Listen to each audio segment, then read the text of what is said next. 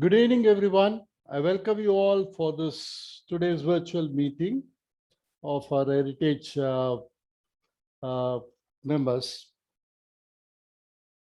Today, I've chosen a topic to talk about the very ancient temples that are in our Tamil Nadu, located in one particular district of Pudukkottai. All these temples that we are going to see today are very old temples of the Chola era and the Pandya era. Pudukkottai, geographically in those days, 1,000 years back, was a very focal point between the two great empires, that is the Cholas on one side and the Pandyas on the other side. Pudukkottai was exactly in between these two great empires. And most of the time, the rulers of the Pudukkottai, Irukuvelis and others, were always aligned with the Cholas, and later they all went to the Pandyas also. So, but Pudukkottai was a very important place in these ancient times, and there are plenty of beautiful temples that are built during the era of Cholas and the Pandyas all over the state. And most of these temples are not very well known outside, and they are all architectural marvels. And today's lecture, we will cover about the Pudukkottai, the ancient temples of Pudukkottai region. And with this small introduction, I welcome you all to this presentation.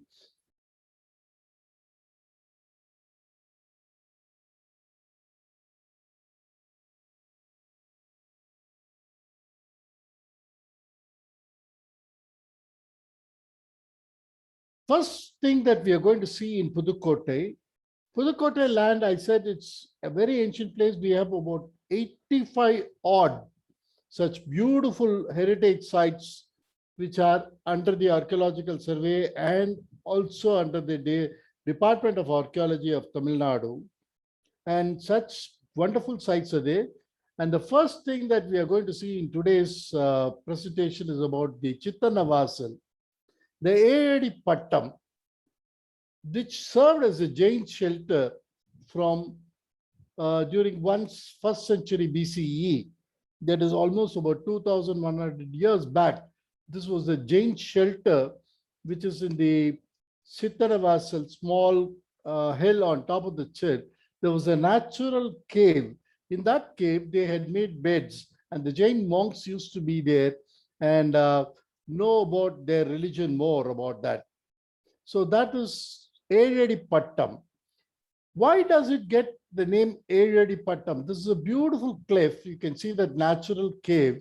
Today the walls have come up, and inside that cave is the Jain beds where the Jain monks used to take rest and be there. And they used to go on learning more about their faith and things like that.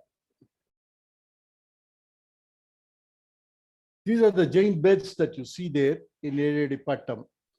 Why it got this name Ayadi Pattam is because inside this cave you have 17 stone beds aligned in a row, and most of these beds had a stone pillow also for the Jain monks to lie down. So these are the places where a secluded place where there will not be any human inhabitations. These Jain monks used to be there in their tapas and things like that. So this is a very big cave where all these Jain monks lived once upon a time. The largest of this bed contains the inscriptions of Brahmi Tamil script, which is dating back to 1 BCE, that is 1000 to 2100 years ago. So the Brahmi script is also there, giving the name of the Jain monks who had lived here. So this is a very ancient site in Pudukkottai, and normally many of them, they miss it. Why it gets the name Ayadi Pattam in the sense, there are 7 holes which are carved out on the rock to reach this cliff. So earlier days, they never had steps like what has been built now. So with this crawling on this rock, holding on to these holes, they used to reach this. And this cave is given the name Eredi-Pattam. The next important thing that we can come across in Pudukottai at Chittanavasil is right below this Eredi-Pattam on the rock cliff. The Pandyas had excavated a beautiful cave temple. And this cave temple was called as Arivar Koil, where it is the abode of the great saints. Arivar Koil is the Arihants used to be there, and it gets the name Arivar Koil, the abode of great saints.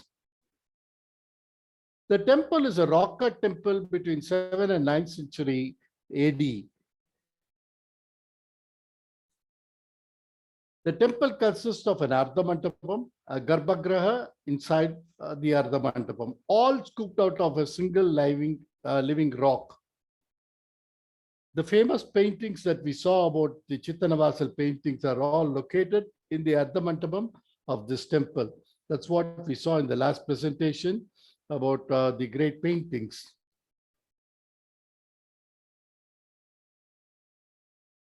The Garbhagram is a small square of 10 feet by 10 feet.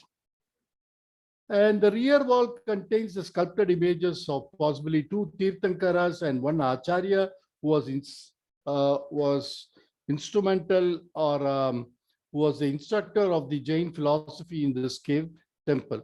So that 3 images are seen there inside the Garbhagram on the rear wall of the Garbhagraham. On the ceiling of the Garbhagraham, which is carved out of the living rock, there's a Dharma Chakra, the wheel of law. And also this Garbhagraham contains frescoes, intricate carpet designs, and also the Shamo Sharana, which we saw, that is the lotus pond, and where the Jain monks are coming there to collect lotus flowers. This is the Ardhamantapam, where you have the Paswanatha image on one side of this Ardhamantapam. And the roof of the Ardhamantapam was very well plastered and the fresco painting was done.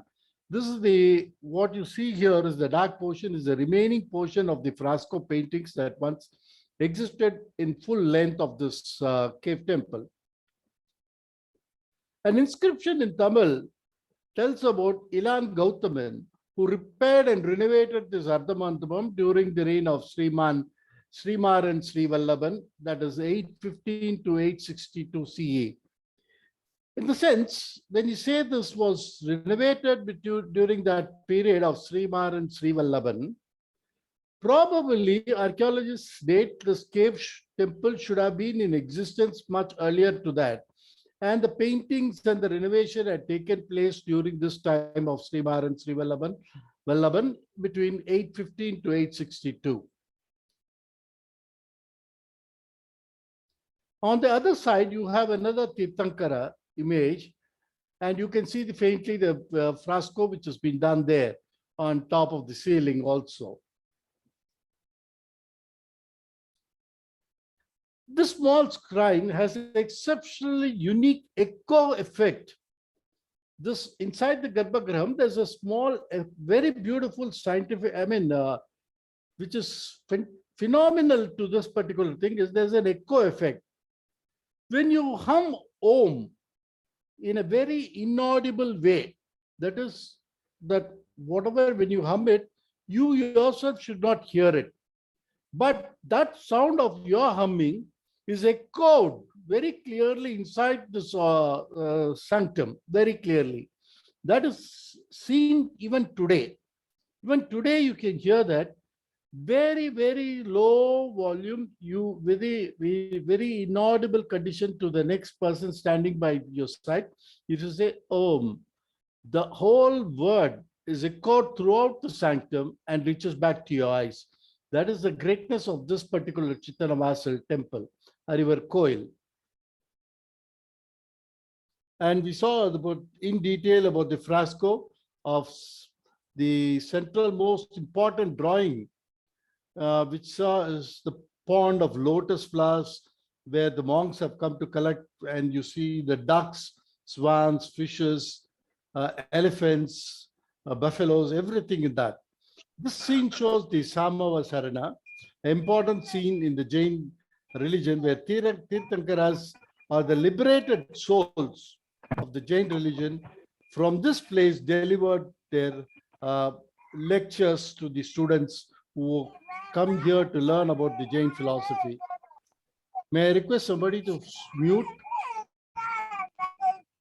May I request you to mute kindly?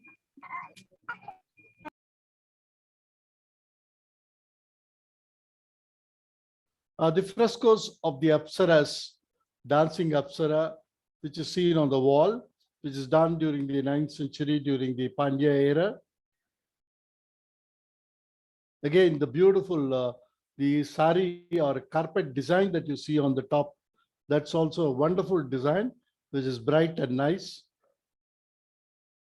All these paintings are the form of a very important part of this great cave temple of Chittanavasal. The next thing which we come today to see is the Vijayalaya Cholishwaram in Narthamalai. Narthamalai is a very close to Trichy. It is located exactly in between Trichy and Pudukkottai. A small deviation from the main road of 5 kilometers inside, you reach a small hill.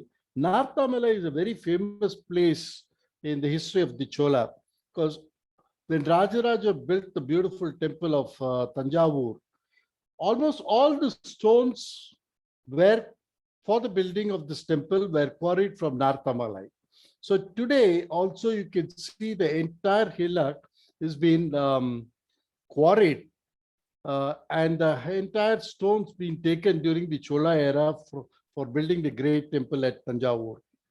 So we see there's on top of this hill, there's a very small temple which is called Vijayalaya Cholishwaram, which is located there. This is the hill right on the edge of the cliff. This temple is located. This is the early morning view of as the sun rises. You can see that you can climb up the hill. There's no steps.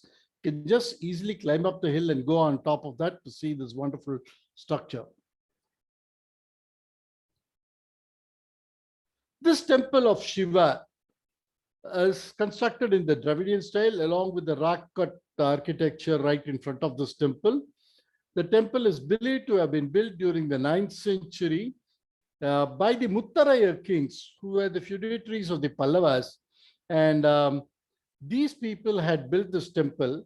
And when later, that was the transition time between the Pallavas and the Cholas, probably the Muttarayas built it, and then the Cholas came up, and this temple got its name Vijayalaya Cholishwaram as soon as the Cholas had taken over this region. This is the view of the Vijayalaya Cholishwaram, an aerial view of this. You can see the hill. Right at the cliff of the hill, this beautiful temple has been built. The rock cut architecture is an early example of the Chola art continuing the traditions of the Pallava architecture of rock cut temples being introduced here. And again, this is also done by the Muttarayas. It's almost on the transition period between the Cholas and the Pallavas. The rock cut architecture has a beautiful temple dedicated for Vishnu, considered to be one of the oldest stone temples in South India. This Vijayalaya Cholishwaram is considered as one of the oldest temples in the South India.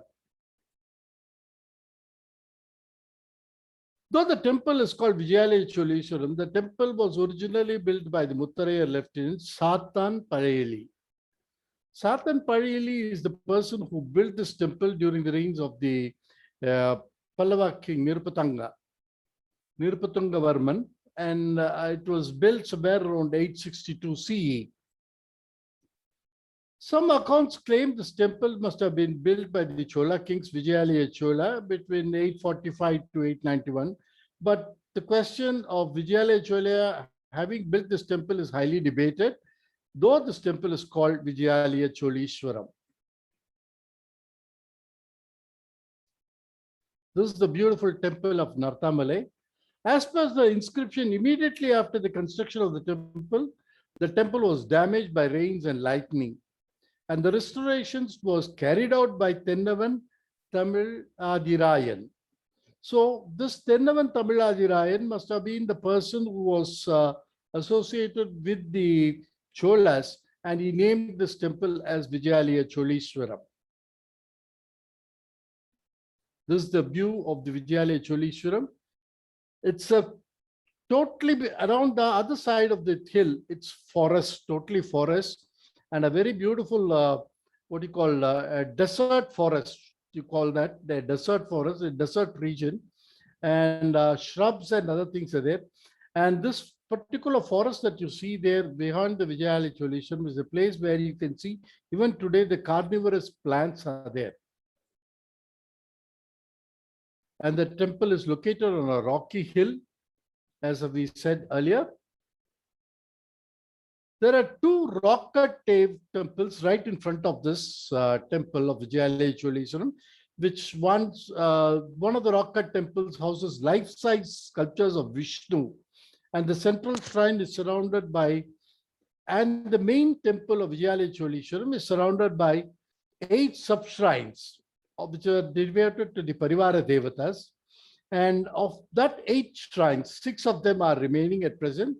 The main shrine of Vijayalaya Cholishwaram is facing to the west, and it houses a huge Shivalinga inside that.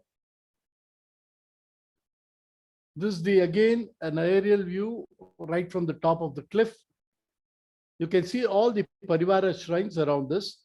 Earlier days, when they constructed a temple for Shiva, all the Parivara Devatas like Gadapati, Subramanya Swami, Jeshta Devi, Bhairava, Devi, all these were called as Parivara Devatas, and they were located in temples around that.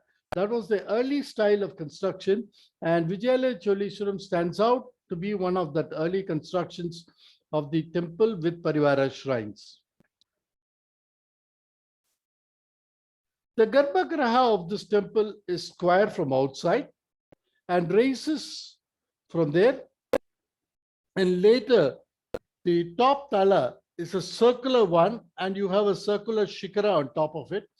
The 2 talas, it raises a square structure, and the one, it goes out with the circular, and on top of that is the stupi or the shikara, which is again circular in nature. Can make it out very clearly. The tala is square, the second tala is just circular, and top of that, the shikara is also in a round shape. The outer walls of this temple are, the koshtas are not there, it's plain. And there are no koshta images at all seen in this temple. You can see that all the koshtas are empty. There were never koshtas were created, and never images were kept here in this. Right in front of that, you have the Mukhamantapa or the Ardhamantapa to the temple, which is a attached structure.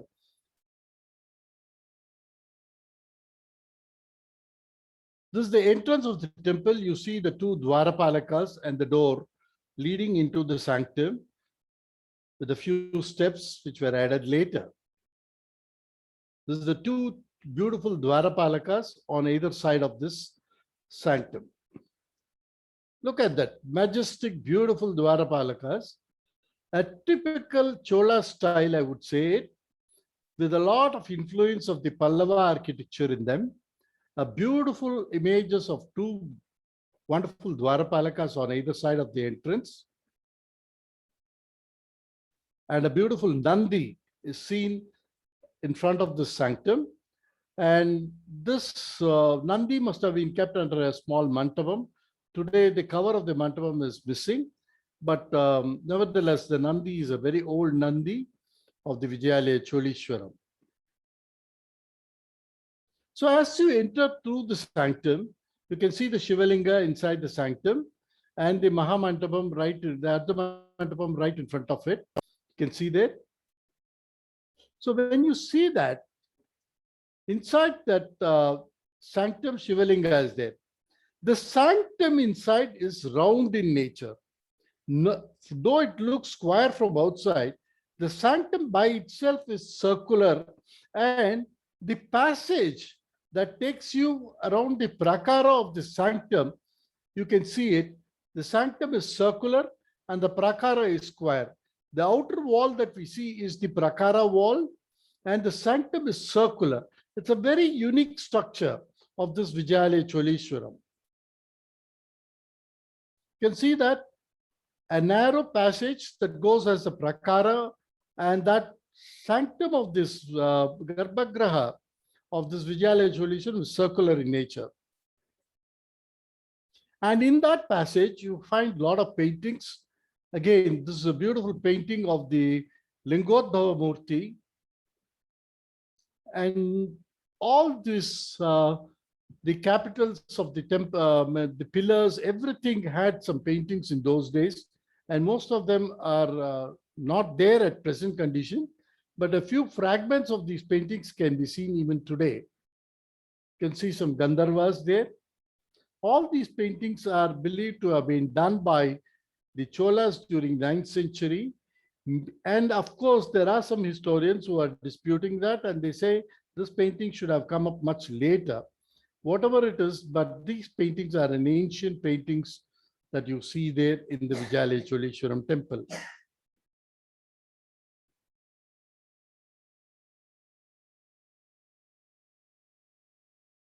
Look at that Mahavishnu, painting of Mahavishnu there. And the floral designs.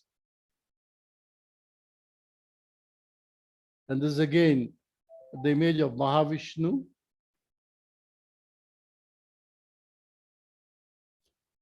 And you can see the faint image of some royal person also there.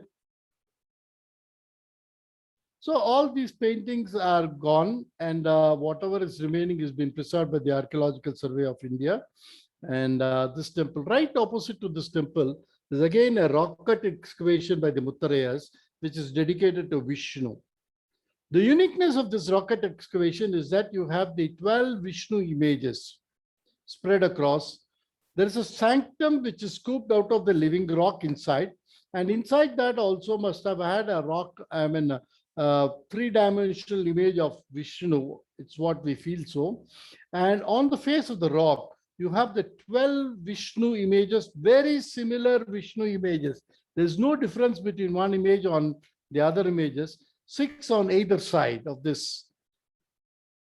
You can see that 6 images. They are the images, what we say according to our Hindu traditions, the 12 important images of Vishnu: Keshava, Narayana, Madhava, Govinda, Vishnu, Madhusudana, Trivikrama, Vamana, Sridhara, Rishikesha, Padmanabha, and Damodara. The 12 Dvadas of Vishnus are seen here. Beautiful images of this Vishnu. You can see that with Abhaya Mudra holding the Prayoga Chakra. The Prayoga Chakra Vishnu images is normally attributed to the Pallava era. So this being a transition period should have been the influence of the Pallavas to have the Prayoga Chakra in the hands of Vishnumurti.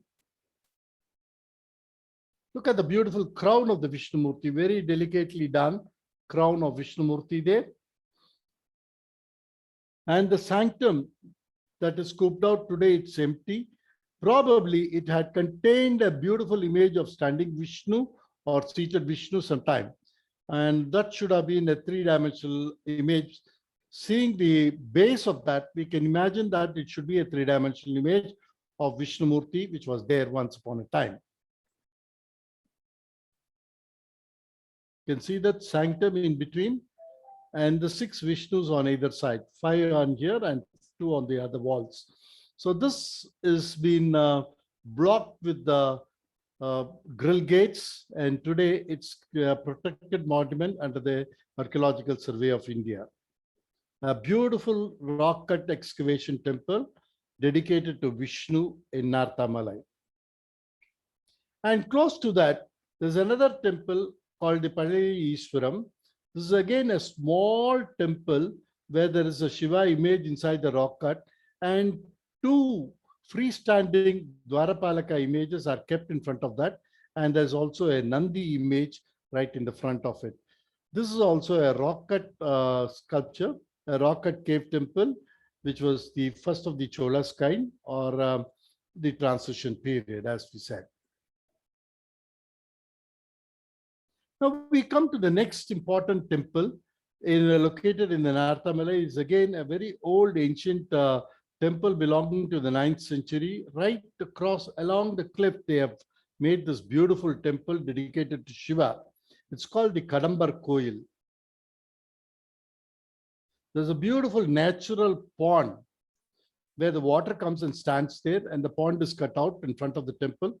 It's a very serene place to be there, to see this temple. Of course, it's very hot when you visit. Most of the days it's very hot there. And if you go there, it's very cool. You can have the gentle breeze from this pond coming and hitting on you, and gives you a total relief to the atmosphere exposure there in this place of Narthamalai. This is a very old temple dedicated to Shiva. And the later additions that you see, the mantapa around that, are all created by the Nayak period. And this is a very old temple dedicated to it's known as Kadambar Koil. You have the two Dwarapala images, and inside that is the sanctum. And what you see, the mantapams outside, is a later addition. On the face of the rock, there's a beautiful some inscriptions which talk about the great donations that has been made to this temple by the Chola kings and the later kings, and also talks more about an architect who was responsible for building up this particular temple. And some theory of the architecture has also been explained in this particular inscription here that you see on the wall of the rock. This is the shikara, a circular shikara with the images of bull all around, and the typical Cochin yalis that you can see here. Next, we come to another temple called the Kalyapatti temple. Of course, today we do not know what is the temple's name also. This region is called Kalyapatti. It's very close to a lake area. This is a very old temple that was built during the 9th century, during the Aditya Chola period. And today it's in a most dilapidated condition. And this is one of the earliest temples built by the great king Aditya Chola in the 9th century. Now see the temple. What a beautiful way they have done this temple. A very small temple with the sanctum, square sanctum, with the Ekatala Vimana and the stupa, shikara around that, and a beautiful Ardhamantapa right in front of that is also there, which is totally damaged and nothing remains there. Few images from this Koshtas there on the shikara have also fallen down. And this is the beautiful temple of Kalyapatti, which was built by the great Aditya Chola in 9th century. You can see that. A very, very unique small temple, very architecturally beautiful, simple structure. A very, very simple structure with the beautiful yali designs in the level. And you have the griva and the shikara there. The shikara is very beautifully divided with the kudus on all the four sides. And all the kudus inside that, they had the images, and the images have fallen out. What we saw was once kept here, and other images are all thrown out all over. And they've been stolen. Most of them have been stolen. Look at the beautiful designs, the floral patterns that they have done on top of the shikara and the kudu. A very beautiful, unique floral designs that you can see there, built about 1,200 years back. What a beautiful temple. It's in the state of neglect.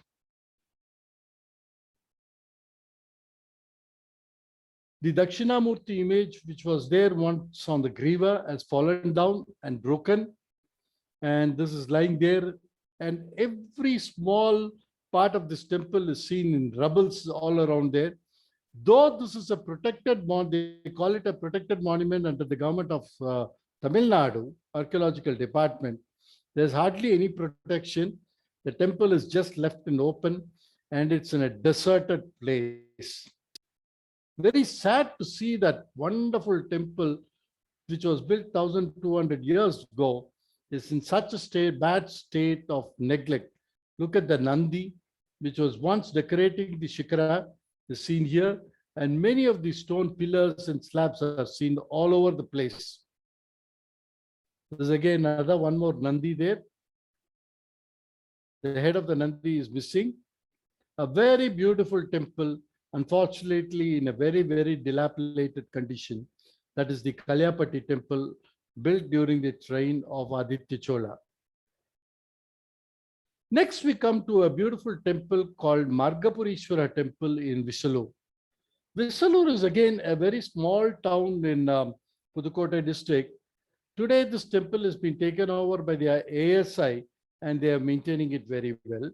And with the compounds, everything, but it's a very, very simple temple. There's hardly any great features of this temple, but it's a very old temple which dates back to 1200 years ago.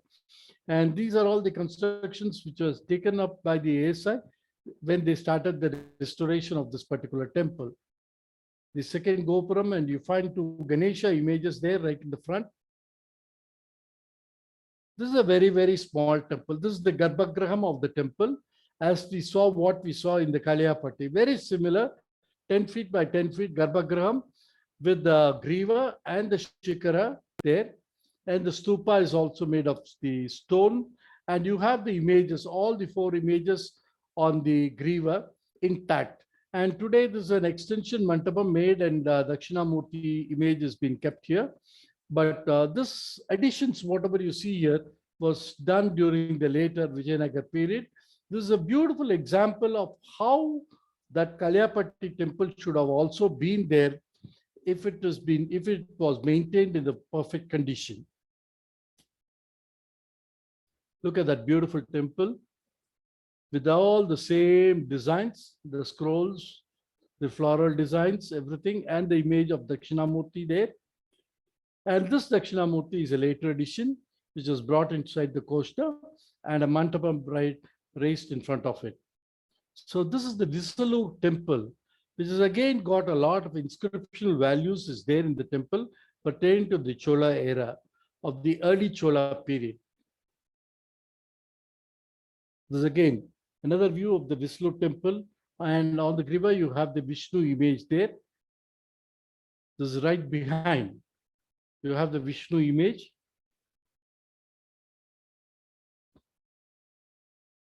And the next we come to the temple of Sundareshwara temple in Tirukattalai. Tirukattalai is a small, a village or at the outskirts of the present day Pudukkottai town. And this is a small temple, which is again a very beautiful temple of the early Chola belonging to the Aditya era. And it's a very beautiful temple with all the Parivara shrines intact today. All the 8 Parivara Devatas are intact today, and this is the only temple with all the Parivara Devatas intact today, which belongs to the Aditya era 1200 years ago. A very beautiful temple of Sundareswarar located at Tirukattalai. You can see that this is the Dvitala Vimana, all made of granite stones, the typical Chola era with all the Yali, Varisai, and the Koshta images in the Sala. Look at that. This is the southern side. You have Bhikshadhara Murti in the Sala. And above the Griva, you have a Dakshinamurti playing the Veena, the Veenadhara Dakshinamurti. Beautiful sculptures of the Aditya era. The sculptural beauty of these temples are very, very unique. And this is the Koshta. This is the rear koshta of this temple, where you have an image of Tripurantaka. Very rarely you see the Tripurantaka image being kept there in the koshta. Normally, we don't come across this Tripurantaka image in any of the kostas, but here, this is a beautiful image of Tripurantaka that you see Shiva holding the bow and arrow, and that occupies one of the kostas there. A very beautiful kosta image of Tripurantaka seen in Tirukattalai. And look at the Parivara Devata temples. All the Parivara Devatas are intact, I said. This is one of the Parivara Devatas dedicated to Ganapati here. And similarly, there are other Parivara Devatas temple. Here you find the two of them, one belonging to Jeshta Devi, another one belonging to Vishnu or something like that. So you find all the Parivara Devatas totally built of stone.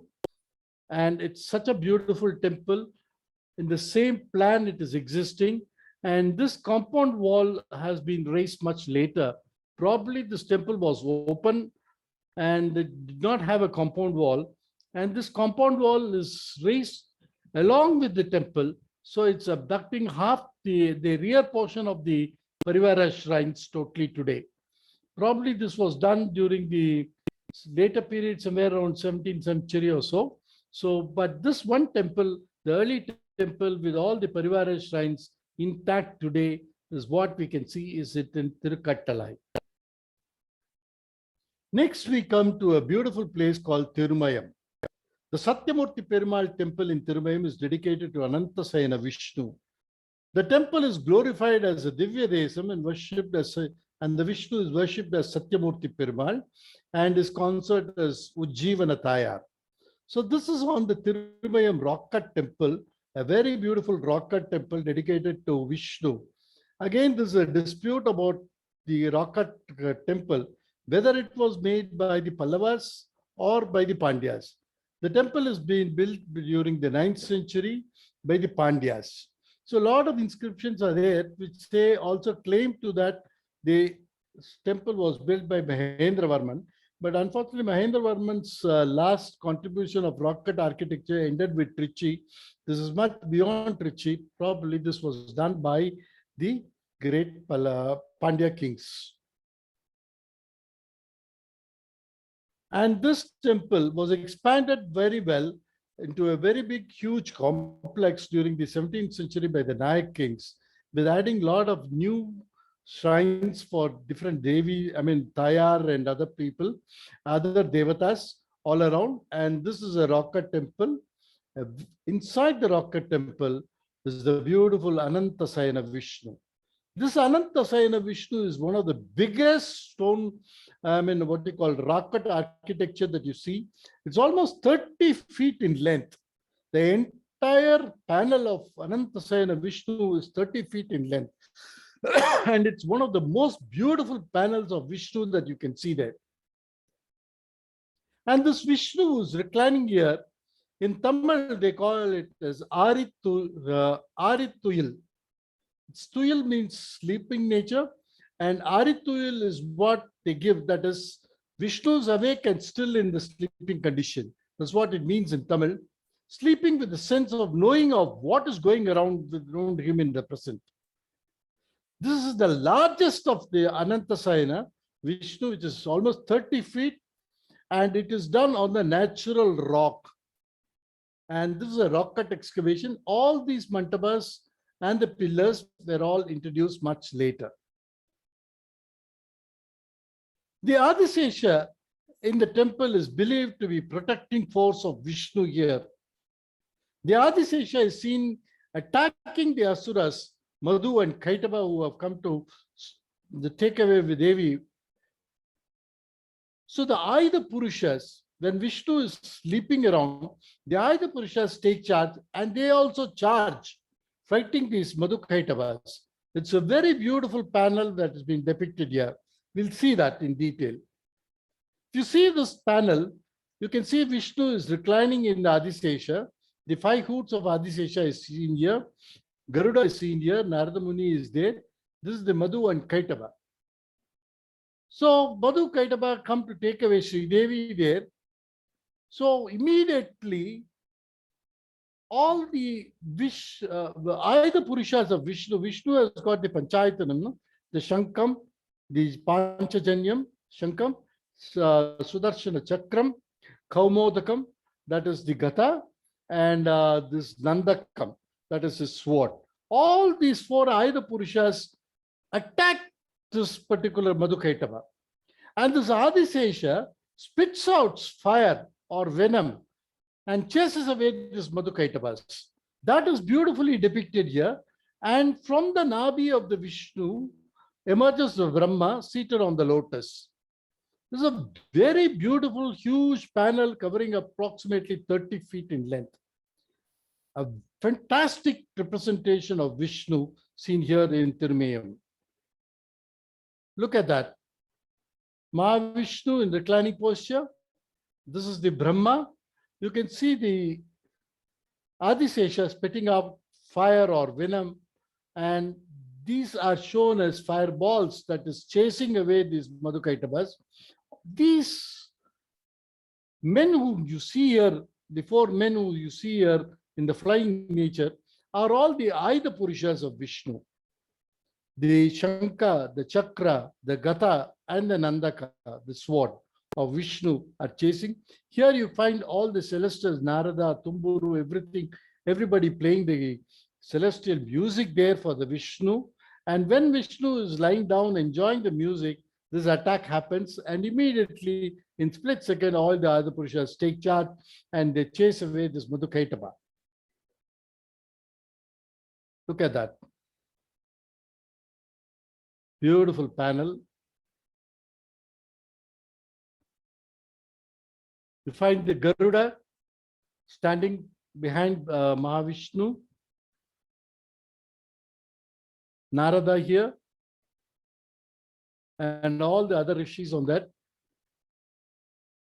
The Vaikunta. Beautiful Vaikunta. You have the beautiful Pada Darshanam of Vishnu here. And all these are the flames that come out of Adisesha to chase away the two demons, Madhu and Kaitava, which you see here. They are running away. And Bhumi Devi is left there, and she is seen here, kneeling down in front of Mahavishnu there. The Surya and Chandra are also seen there. You can see that Surya, and other side you can see Chandra also. And this temple, as I said, in 17th century, during the Nayak period, have expanded into a beautiful temple complex. You have a Sannidhi for Surya here. And similarly, the Tayar Sannidhi and other Sannidhis for Vishnu are also added here in this beautiful temple of Tirmayam. And a lot of sculptural beauty can be seen there of 17th century, especially the Nayak era. You can see there in this Tirmayam temple. There's a beautiful image of Vishnu of 17th century in one of the walls of the Tirmayam temple. There's a beautiful Pushkarani created during that time by the Nayaks. It's a very beautiful, different shaped Pushkarani right there in close to the temple, collecting all the rainwater and making a beautiful Pushkarani for this Anantasayana Vishnu. A very beautiful architectural work, which is, of course, the later period of 17th century. And there behind, you see the Tirmayam fort wall was also there. There's a fort there on top of that hill. It's called the famous Tirmayam fort, where Veerapandya Kattabomman's brother, Umatture, was hanged by the Britishers also there. So this is a beautiful temple of Tirmayam. Look at that. This is the Tirmayam fort wall and the Tirmayam fort you can see here, and this is the temple and the Pushkarani right in front. Adjoining the other side, the northern side of this, you have another temple dedicated to Shiva. It's called the Satyagirishwara. This is Satyamurti and this is Satyagirishwara. This Shiva temple, a rock-cut structure created by the Pandya kings. A very beautiful old structure of 9th century, a rock-cut excavation of the Pandyas. Inside this rock-cut sanctum, you have the Shivalinga, and you have the Nandi placed in front and two of the Dwarapalakas on either side. This is a very, very simple rock cut structure. Look at the beauty of the Dwarapalakas. Beautiful Dwarapalakas. A very unique style of Dwarapalakas seen here. The two of the Dwarapalakas here. They have something like horns attached to their shoulders. And right in front of that sanctum of Shiva, you are on the wall of the rock, they have carved out this Lingodbhava Murti, a very beautiful Lingodbhava Murti. Just the entire linga is seen as a shaft and Shiva's image is seen in the center. Unlike the other Lingodbhava Murtis you see here, you do not have the representation of Vishnu and Brahma seen as swan and as boar here. This is a plain shaft of fire which Shiva stood there as Lingodbhava. And this was beautiful Lingodbhava Murti of the Pandya era of 9th century, seen in the Satyagirishwara temple at Tirmayam. Now we come to the very beautiful temple, Kodumbalu.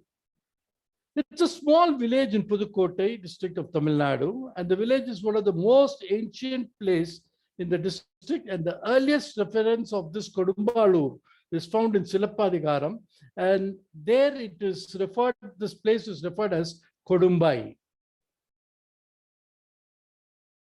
The Irukvales, the feudatories of the Chola kings, were the chieftains of this area, and this Kodumbalur chief, the most famous among the Irukvel chiefs was Bodhivikramakeshari, who was the founder of this beautiful temple called the Moovar Koil, which is located in Kodumbalur.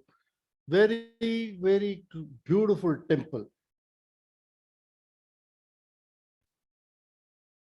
The foundation inscription in this temple provides various details of the illustrious Irukvel family and its builder, Irukvel Bodhivikramakeshari. A lot of people who have read this Ponniyin Selvan novel would have known much about this Bodhivikramakeshari, who was the grandfather, the uncle of Vanati and all that.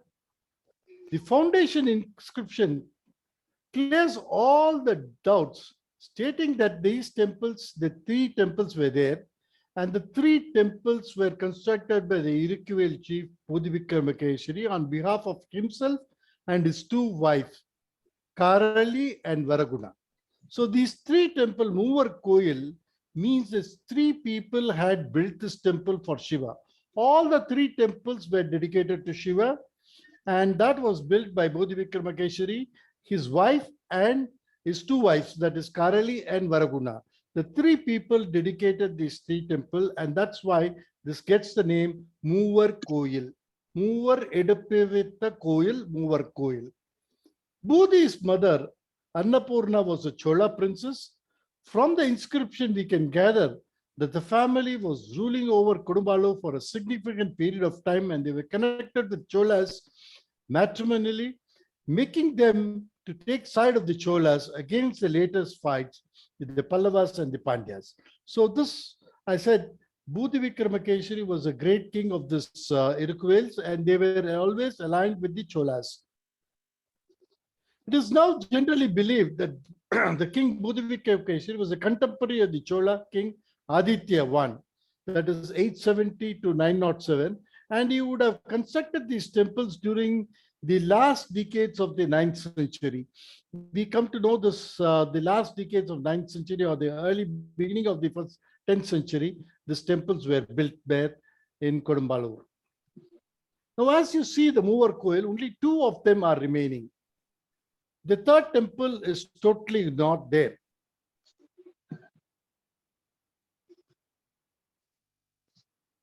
The temple complex three separate shrines standing facing west, with a front Ardhamantapa connecting to the main Mahamantapa, followed by a Nandi Mantapa, Balipita, and Dwajastamba. All these things were there. This was a big temple complex. It is not something that what you see is here only the Garbhagraha. There should have been an Ardhamantapa right in front of that. Then there was a Mahamantapa, and then there you had a Nandi Mantapa and Balipita, and beyond that there was a Dvajastamba. All these things were existing in all the three temples once upon a time. Today, nothing remains there. Only the Garbhagriha and the Vimana on top of the Garbhagriha remains. The foundation for this Mahamantapa, Ardhamantapa are all still intact. But we do not know what happened and who destroyed it. Maybe it was during the Pandya invasions they destroyed it, or during the Malikafur's march towards Madurai, they would have destroyed it, because this comes exactly on the way that takes you to Madurai from Tanjavur or Trichy. So probably somewhere it was destroyed totally. Look at this temple complex, a vast temple complex spread out into a huge area. The third temple, the foundation alone, you can see here, it's everything else is missing. And you can see all the Parivara Devatas. This temple had all the 8 or 9 Parivara Devata shrines. And all these Parivara Devatas temple, they had 15 or 16 sub-shrines which are enclosed in this enclosure. Probably each temple had 8 and something like that, or something. There must have been 16 such foundations of the Parivara Devatas are seen around this temple complex. And nothing remains. This is a Parivara Devata shrine, and this is again a Parivara Devata shrine. You can see only the basement there. The entire structure of this temple is totally lost. There were 2 entrances to this temple complex. One is through the west, with a gopura on top of the entrance, and another one opening to the east, and there was a circular stone well there also. And of the 3 temples which had constructed, only the 2 temples are existing, and the third base alone remains. You can see the base here. The base, all the 3 temples come under the same base. The Upapita of this temple comes on the same thing, and the 3 temples were built on the same base, and that's what we see here in this photograph. Both the temples are very similar in architecture, style, approach, except for the sculptural decorations that you see on the Vimana. The Vimana has got one of the most wonderful sculptures that are seen anywhere in this Tamil Nadu. Some of the best sculptures are seen here. And these 2 temples, and especially the temple, the first temple, the sculptures are more dilapidated. Whereas in this the temple to the south, the sculptures are far better, well preserved. Look at that, 2 temples, Vitala Vimana temples, side by side. We'll see in detail about the beautiful sculptural excellence of this temple. Look at the base, a very beautiful Padma base. The Adhisthana is built over an Upana. This is what you call as the Upana or the base. And this composed with the Jagati of the lotus petals. Look at the lotus petal, such huge lotus petals. What a beautiful decorations of the lotus petals. And you have the similar yalivaris, typical of the Chola style. Very beautiful base. The base of the Adhisthana of this temple is considered to be one of the base and the best example of the Chola architecture. Look at the wonderful yalivaris. And this Adhisthana is known as Padma Pushkala Adhisthana. And it's very rare to see that beautiful base like this. Look at that. Wonderfully decorated base.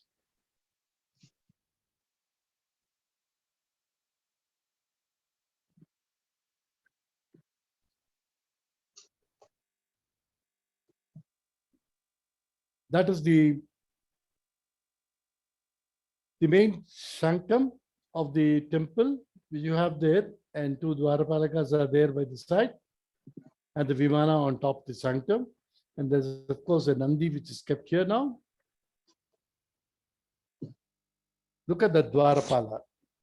The Dwarapala is totally different. Very beautiful image of Dwarapalaka, which is probably found elsewhere and caught and kept it here. And we do not know whether it is originally here.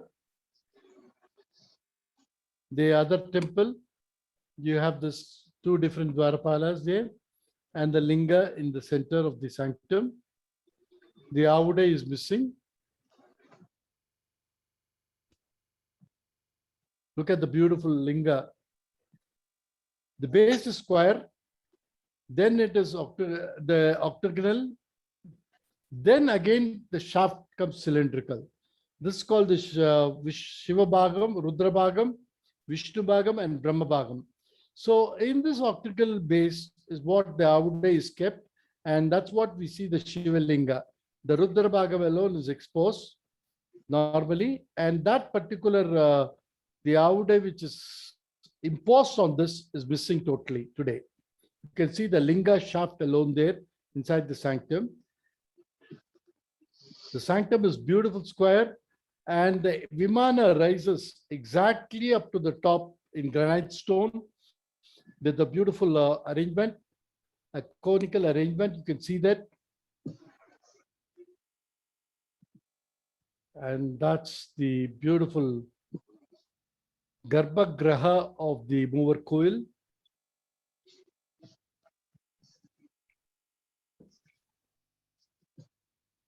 The Vimana is a Tritala Vimana with three koshtas on either side, except the west, which is the west facing, which is opens to the sanctum. The three sides, you have the three koshtas. And look at the koshta images. The kostas are compartmentalized into within the two pilasters that you see here. And they are decorated with a beautiful Makara Torana. There's a beautiful Makara Torana on top of this. And this is the beautiful koshta that's created with the very, very unique images. Look at the greatness of the Makara Torana. How intricately they have done this. There's a Ganesha in the center. You have the two Makaras opening up the mouths and the warriors coming out of the Makara's mouth. And here also you find a huge battalion of warriors there.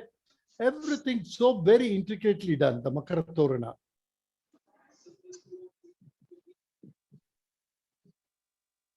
There's again one more Makara Torana you can see here. The Makara opening the mouth, full Makara opening the mouth. And here the Makara's head alone is seen here. Look at that, beautiful. And above that you have the Bhutavari, beautiful. This is a decoration for the koshta.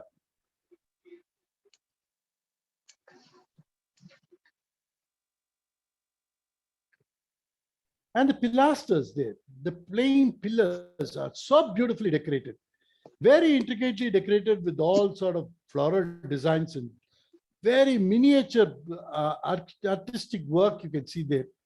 Look at the design there on the top, down below the floral designs. Amazing work of art. Look at the scrolls of fantastic floral scrolls you can see here. And look at the designs there. All the floral motifs that's been designed here at every level of this, including this pilasters, everywhere. Beautifully decorated. And this is one of the beautiful designs that you see in one of the pillars there. This is Gajasambhara Murti. Shiva is tearing up the elephant and coming out. You find the Parvati running away from that scene. And below that, as strings of pearls are hanging around that. And inside that, every string of pearl that is hanging there, you find one dancer's image. What a beautiful carving. The entire structure, this design, from this Gajasambhara Murti up to this 3 rows of dancing girls, Apsaras, it should have been about 1.5 feet. In 1.5 feet, they have created a marvelous, wonderful sculptures. Wonderful sculpture. Now we come to this wonderful Vimana of this temple. The Shikara is square, and tapers into finely carved shape with the kalasa on top, as what we saw here. Look at that shikara is a square shikara, which again tapers down, and that's kalasa there on the top. That's not been seen here. This is the Kirtibukam of the Kodu is what we see here. The Dvitala, the Vimana raises above the walls, and the Garbhagriha is separated with the cornice, which you saw here, with the cornice at each level. You have the cornices and you have the yalivaris. And as usual, you have the decorations of the Vimana here, the Sala and the Sal thing. Look at that. Very beautiful Bhutavari right below the cornice. They are shown playing various musical instruments. Look at this. Very beautiful Bhutavari. And you have the Yalivari also running at two different levels, here and here. Between the two talas, you have the Yalivari.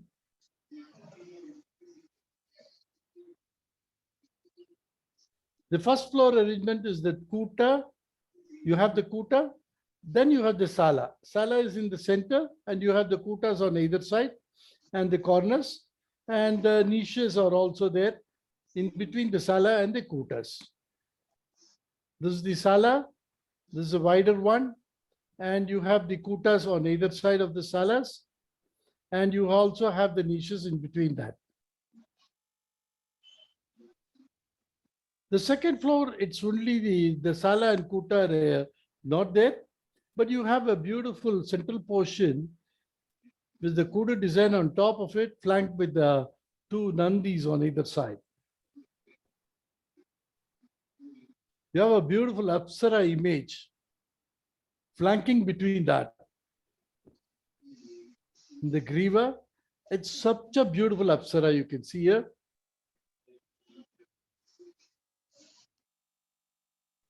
The square Griva raises above the Tala, supporting the square is the square Shikara on top.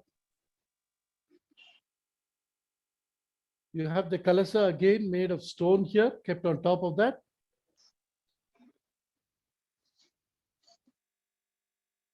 The large Kudu is provided there.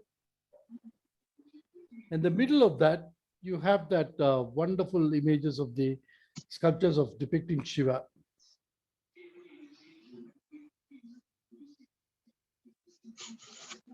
Both the surviving temples are very similar in structure. Now we shall explore the sculptural beauty of these images, which are decorating the Koshtas and the Vimana.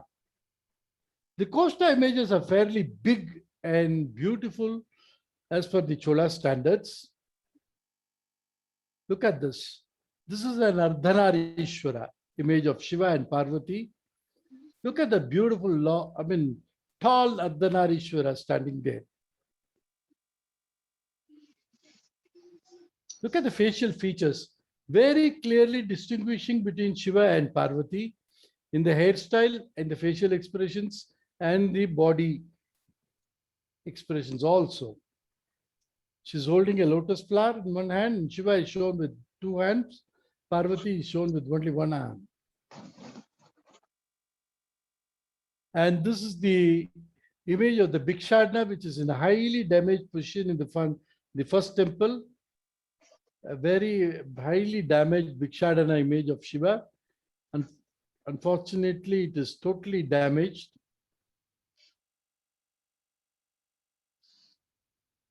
And coming to the second temple towards the south, you have a beautiful image of Gangadhara. Normally we see Ganga Visarjana Murti, but here it is Shiva is shown as Gangadhara. He is opening up as one of the matted locks and receiving the Ganga into his head. So this is Shiva as Gangadhara. He is majestically reclining on his bull and taking the gushing waters of Ganga, which is flowing from the heaven, into his matted locks. Look at that beautiful image of Gangadhara. A close-up view of that. You can see that. What a beautiful decoration of Shiva's headgear. The beautiful matted locks, very artistically done. Shiva opening up his one matted lock and taking Ganga into that. The Ganga is coming. He just removes one of his matted locks and takes the entire force of Ganga into his head. And that he keeping Ganga in his head, locks it up and keeps it there. That annoys Parvati. Then only he becomes a Ganga Visarjana, removing that. So this is a beautiful Vinadhara Dakshinamurti in the south coast of the second temple. Look at the beautiful Vinadhara Dakshinamurti. Standing posture of Vinadhara Dakshinamurti. He is holding Akshamala, Kamandala, and playing the Veena. Look at that. Again, the close-up view of this Vinadhara Dakshinamurti. And coming on to the upper level of the first temple, you have a beautiful Shiva Murti here. A very beautiful Shiva Murti there. You have again an image of Dakshinamurti which is totally damaged, eroded. This is basically because of the erosion. And again, Shiva and Parvati. This is also totally damaged. And you have another seated Shiva, which is also damaged beyond recognition. These are all on the Griva area of that. And on the southern side, you have a Dakshinamurti. A very beautiful Dakshinamurti, which is totally different. The way in which he is seated is totally different from the other images that you see here in the temples. Look at this. Shiva and Parvati, Alingana Shiva. What a beautiful representation. Look at the beautiful, majestic way in which Shiva is standing, and look at the beauty of this beauty of Parvati and the way this has been sculpted. If you see that sculpture, it speaks volumes. You can see the masculine beauty of Shiva very beautifully depicted here in the posture of the body language in which he stands there. And look at the body language of the Parvati in which he stands there. What a beautiful depiction. Really an artistic representation of this wonderful Chola artisan that you can see here. What a beautiful representation of Shiva and Parvati here. And this is Nateshwara. This is also damaged. The Chatura Tandavam of Nataraja. May I request you all to mute? And this is again a beautiful image. See, you see Shiva is standing there. Parvati is turned off that side. What does it make? Why is it so? We are wondering why Shiva is standing like that and Parvati is turning away from him. When you go and look at this image from another side, you can very clearly see that this is a Ganga Visarjana Murti. This Ganga Visarjana Murti, Shiva is releasing the Ganga from his head. So Parvati is annoyed. Why he's got this Ganga in his head? So she turns away from Shiva. So he releases it. So this is a beautiful representation of the Ganga Visarjana Murti that you see there in this, the upper koshta of the Griva of the temple. Again, Uma Sahita Murti. Look at the way in which Shiva holds Uma together closely, tightly, and he is just feeding her or talking to her and explaining something to her. Look at his hand gestures. So beautiful. Fantastic sculpture. A very beautiful sculpture. And this is again a very, very interesting sculpture not seen anywhere in Tamil Nadu. A very beautiful sculpture, and we still do not know what it is conveying. At least I am sure I do not know what it conveys. But these two sculptures are very, the few sculptures are there like this. It's very unique. Shiva is seated. Behind him is the bull, the Rishabha. So the Rishabha is from there, it just puts his head alone in front of Shiva. Shiva is having his one hand on the Rishabha's head, and on the shoulder of Shiva, he is holding a shaft. That is a linga. Shiva holding a linga like this is a very, very rare and very unique representation. We do not know what it really conveys. Probably this was one of the sect of the Shaivisms that were followed. Basically, Kalamukha Shaivism talks something about like this. So probably this temple was associated with Kalamukhas. We do not know. So, and it's not very clear what exactly this particular image represents. But all said and done, is one of the most wonderful representation of Shiva that you can see in this temple. This is Subramanya Swami, again seated on the Gajavagana. A lot of people claim it to be Indra, but it's Subramanya. That is Gajasamhara Murti, a very beautiful Gajasamhara Murti. Look at that, Shiva tearing up the elephant and coming out, and Parvati turning away the face from Shiva. Looking at that, and she's scared. Look at that scary expression on Parvati's face. Very beautifully depicted in this.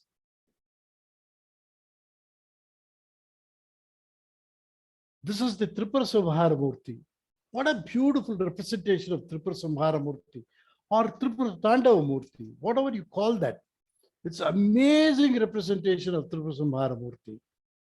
Look at that, Shiva, his face at the back is in line, in the sense he's turning like that. At the same time, he's taking out the arrow from the quill and he's got the bow very close to his chest. Probably when he went for Tripura Samhara, he sighted the Tripurasuras. Immediately he pulls out the arrow and tries to shoot it. At that split second of action, he sees that and he turns into action. That action-prone activity of Shiva is shown very beautifully here in this. Look at that. The eyes are bulged out with anger.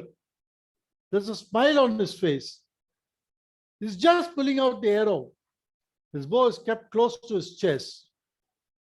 Is he doing the Tripura Samhara or is he dancing after the Tripura Samhara? We do not know.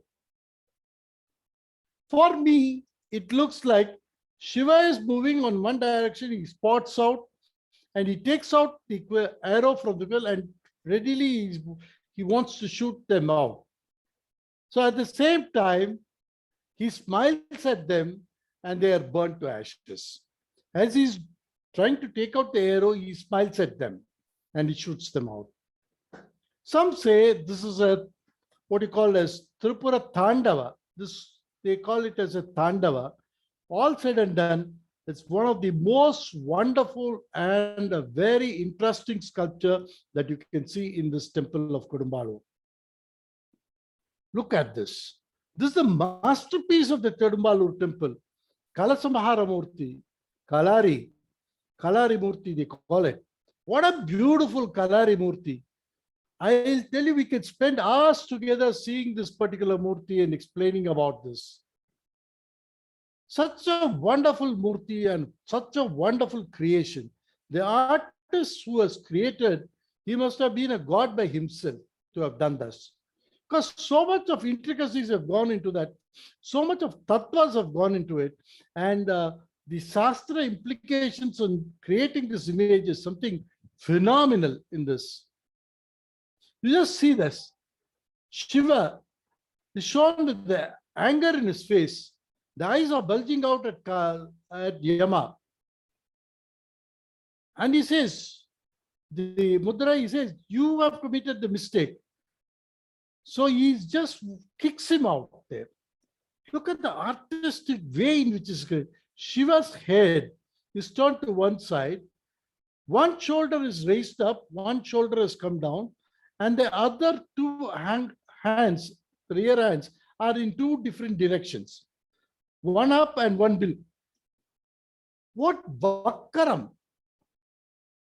the symmetry that has been created of total disorganization.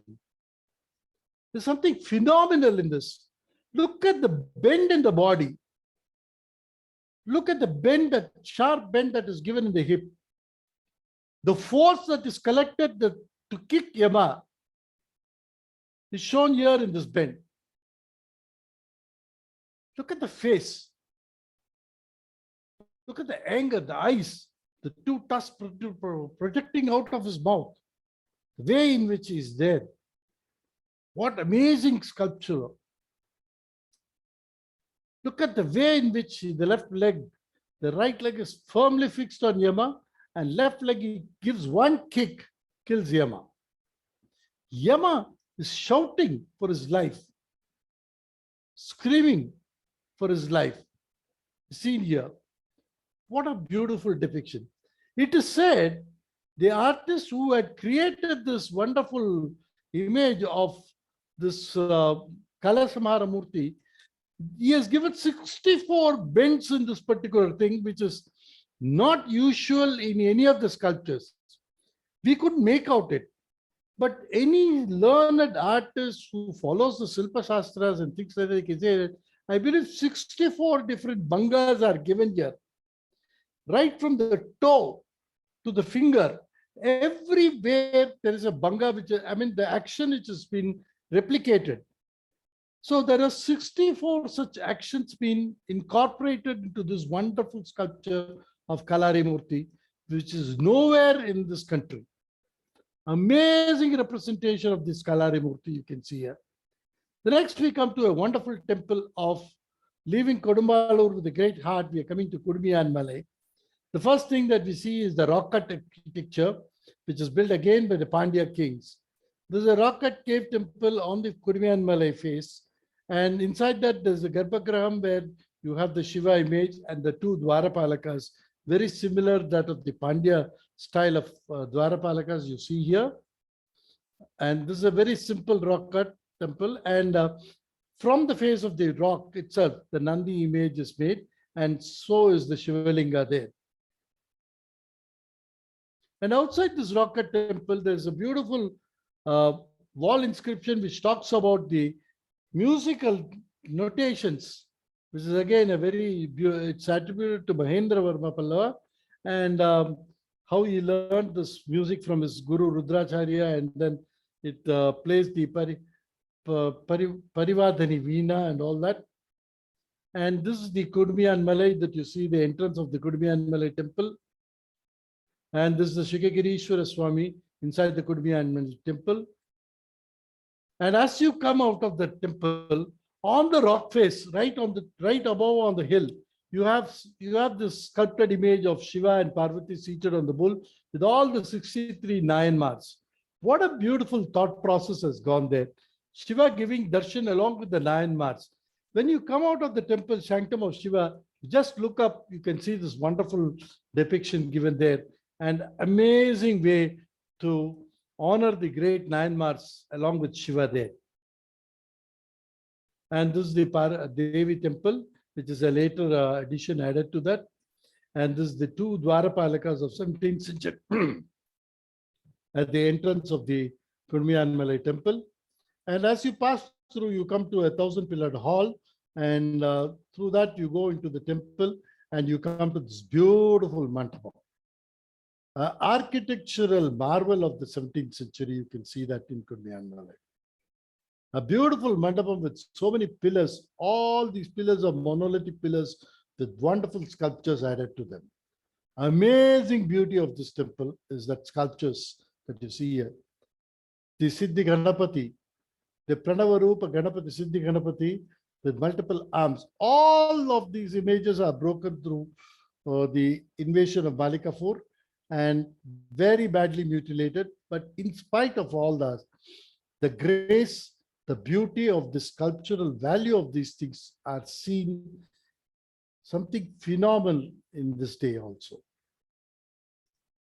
This is Shanmuga seated on his peacock.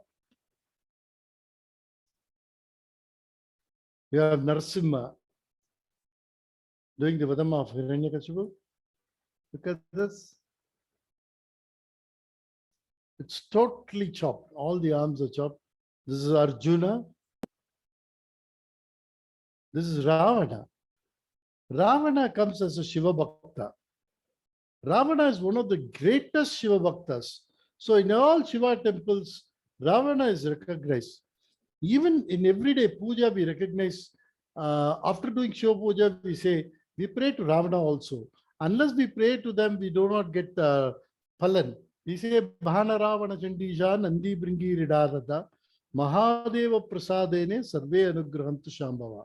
So Ravana is also prayed to give us the blessings of Shiva puja. So Ravana's image is also included in this beautiful temple of Kudimiyan Malai. Look at that, Rama, image of Rama, right opposite to Ravana. You have Veerabhadra, image of Veerabhadra. You have Mahavishnu seated on the Garuda. The Garuda is carrying Mahavishnu. Unfortunately, it is very badly mutilated. Urdhva Murti of Shiva, and right opposite it, you have the Kali image.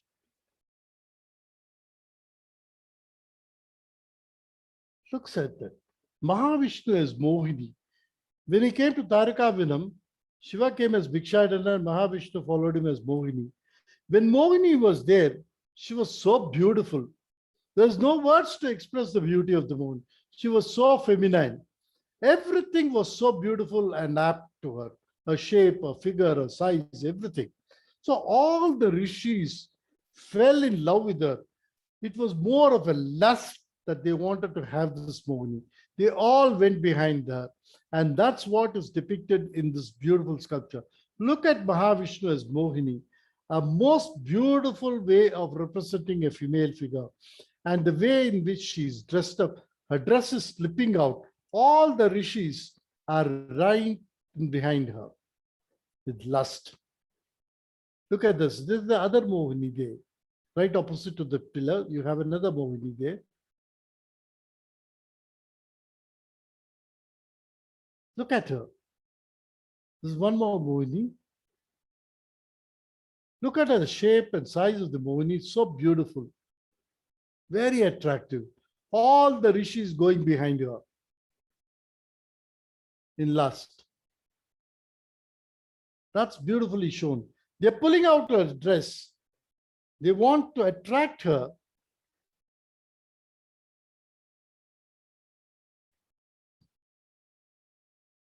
They're begging her. Everything so beautifully depicted in this wonderful sculpture. The masterpiece of Kudimiyan Malai is the Rathi and Manmata. Look at that Rathi, the goddess of love. What beautiful way she's been represented here. She's seated on her Annavahanam. What a beautiful representation of Rathi. Look at the majestic way she's seated on that Hamsa, holding the bow and arrow. Unfortunately, one of her hands is broken, but still, you can see the beautiful way in which she's decorated herself in the headgears. The number of ornaments that she's wearing, the number of pleats in her dress. Look at the wonderful way she's pleated up her dress and the abharanam that beautifully around the waist. Such beautiful armlets. And the dress that is coming out of her shoulder, the strands of hair in her beautiful bun, that kunda that she has made it, amazing beauty. She is a very beautiful way of representing Rathi. You can see that very beautifully. Unfortunately, her nose is chopped off. You can see the beautiful stud that she's wearing, the strands of hair, the anklets, the rings that she's wearing on her fingers, the necklaces, everything. Amazing beauty, the way the eyes are shaped up. I think she's one of the most beautiful Rathis that you can see in any of the sculptural form. Right opposite to her is the Manmata. What a Manmata is supposed to be manly and most beautiful. That is what has been represented here. Look at the manly posture of Manmata, on his vehicle, the parrot, holding the bow and arrow. One of his hand is holding the bow is totally chopped off. Right above him, there's a beautiful umbrella-like design. This is totally a monolithic sculpture. Look at the way he started with the pleated dress. Look at the face and the majestic posture of this. Unfortunately, we do all sort of calendars, everything is being hung here to distract our attention. But all said and done, this Manmada is very beautiful. Look at the manly position in which he's seated, the smile on his face, the big mustache, the eyes wide open. Look at the dress that he wears. What a majestic Manmada he is. Of course, Rati and Manmada are made for each other, and they are truly the god of love. Pudukkottai district is one of the rare areas in this country that has more than 85 archaeological sites. From the prehistoric burial sites to the pre-common era of Jain beds of Chittanavasal, to the rock-cut temples of Pandya, and the earliest of the Chola temple, to the outstanding marvel of architecture of 17th century, that is Avudiyar Koil. This is a small state that has many diversity to offer. Friends, I did not speak about Avudiyar Koil today because we have seen that entire temple in length during our earlier lectures. So I have skipped up the total presentation of an Avudiyar temple. You can go back to the earlier presentation of Avudiyar Koil and see it there. It's very unfortunate that many of these great monuments are less known to the outside world. The rich tradition of Dravidian temple architecture is offered in a platter, thanks to the great kings and Sapatis who have created them.